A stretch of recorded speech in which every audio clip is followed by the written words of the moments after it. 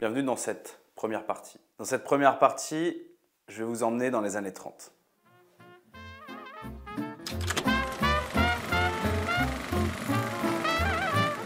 On est à Chicago.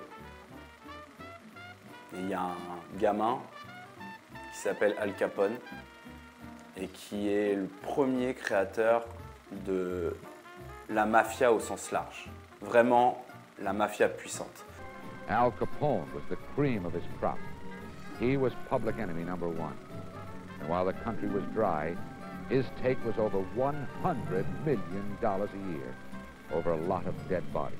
Le premier qui fait tellement d'argent avec ses crimes, avec la drogue, mais pas que, avec la prohibition, la vente d'alcool et bien sûr tous les meurtres qui sont perpétués dans les rues de Chicago, qui fait tellement d'argent qu'il a besoin de le faire rentrer dans la légalité.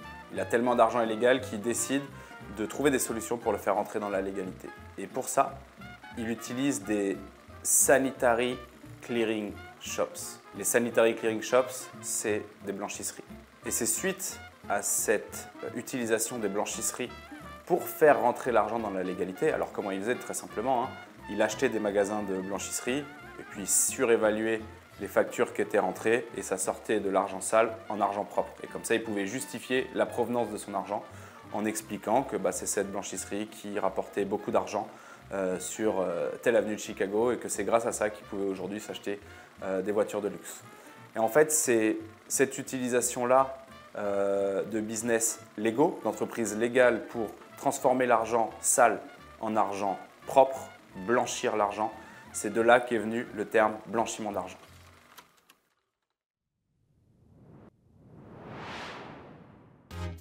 Quelques dizaines d'années plus tard, parce qu'il a fallu beaucoup de temps pour identifier ce fonctionnement et pour comprendre exactement ce qui se passait et puis pour voir l'ampleur que ça avait pris, tous les gens qui l'ont copié, qui utilisent aujourd'hui d'autres business pour blanchir cet argent. Je ne vais pas vous citer les noms des business qui sont utilisés ni les méthodes, on va en voir quelques-unes justement pendant cette formation. On va voir aussi comment l'immobilier est utilisé pour blanchir cet argent. Mais il a fallu du temps entre les années 1930 et les années 1980 où c'est la première fois qu'il y a un texte qui est écrit sur le blanchiment d'argent qui est identifié comme tel et comme une menace. Et même pour vous dire à tel point c'est récent, la première fois qu'on demande à vérifier l'identité de quelqu'un dans une banque pour créer un compte bancaire, c'est en 1980. Pourquoi? Justement pour lutter contre le blanchiment d'argent. Et entre 1980 et aujourd'hui, il s'est passé encore beaucoup de choses. En 1989, lors du sommet du G7, il y a la GAFI, qui est un organisme qui a été créé justement pour lutter contre le blanchiment d'argent au niveau international, vient annoncer que ce serait bien de créer une loi internationale dont découlera TRACFIN, qui a été créé en 1990 et qui est un service qui permet justement d'identifier et de déclarer les soupçons de blanchiment d'argent. Je pose le chapeau et on va rentrer dans les chiffres. Le blanchiment d'argent au niveau mondial, ce n'est pas anecdotique. Aujourd'hui, selon le FMI, ça représente entre 2 et 5% du PIB mondial. Donc c'est quand même assez énorme.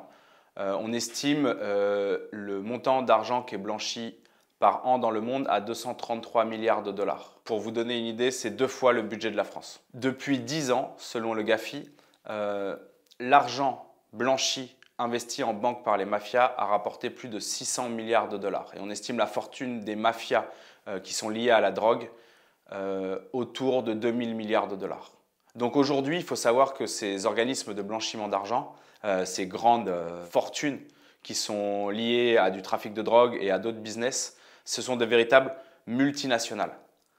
C'est très difficile de les traquer et ça représente énormément d'argent dans divers pays à travers le monde et c'est pour ça qu'il y a une organisation qui s'évertue à les traquer. Si on veut rentrer dans les détails, la moitié de l'argent qui est blanchi, on estime que c'est les mafias qui sont liées au trafic de drogue. Et bien entendu, tous les crimes et tous les règlements de compte qui sont liés à ce trafic et toute la drogue qui traîne dans nos rues et qui touche les populations au quotidien. Mais il n'y a pas que le trafic de drogue. Derrière arrive assez rapidement le trafic d'armes, le trafic d'êtres humains, l'esclavage et la prostitution. Donc quand il y a du blanchiment d'argent, quand il y a de l'argent qui rentre dans la légalité, on donne du pouvoir à ces gens qui font du trafic d'armes, de la prostitution, qui vendent de la drogue, qui pratiquent l'esclavage. Personnellement, ça m'a fait halluciner que l'esclavage, par exemple, alors le trafic d'êtres humains aussi bien entendu, mais qu'il y a encore l'esclavage qui rentre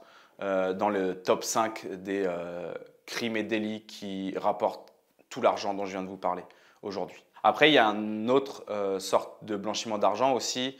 Il y a les fraudes sociales et les fraudes fiscales qui sont aussi du blanchiment d'argent et qui viennent impacter socialement et sociétalement notre monde. On parle aujourd'hui dans le monde de 80 milliards de dollars de fraude fiscale et de 30 milliards de dollars de fraude sociale.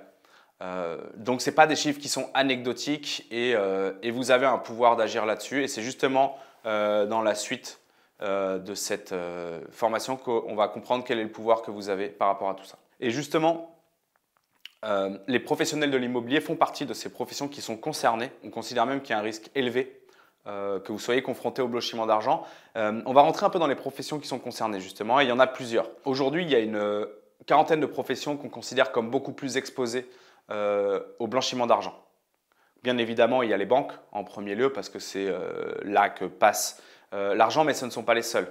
On va noter derrière assez rapidement les assurances, les cercles de jeu, les notaires, les marchands d'art, les champs de course et bien évidemment les agents immobiliers. Et il y a quelque chose d'assez intéressant et d'important à noter justement sur les agents immobiliers, c'est qu'il y a un œil particulièrement regardant de Bercy par rapport à la profession immobilière parce que pendant très longtemps, et dans la presse aussi si on fait des recherches, les professionnels de l'immobilier ont été considérés comme les mauvais élèves de l'exercice TRACFIN, avec peu de déclarations, quelques histoires qui ont défrayé la chronique. Et donc, forcément, ils ont durci le regard et les contrôles envers la profession immobilière. Et c'est important de bien jouer le jeu pour redorer l'image de la profession immobilière, mais aussi parce qu'il y a des risques réels pour votre entreprise et pour votre business. Pourquoi les agents immobiliers sont-ils concernés? Pendant très longtemps, on a considéré que c'était le banquier parce qu'il était en amont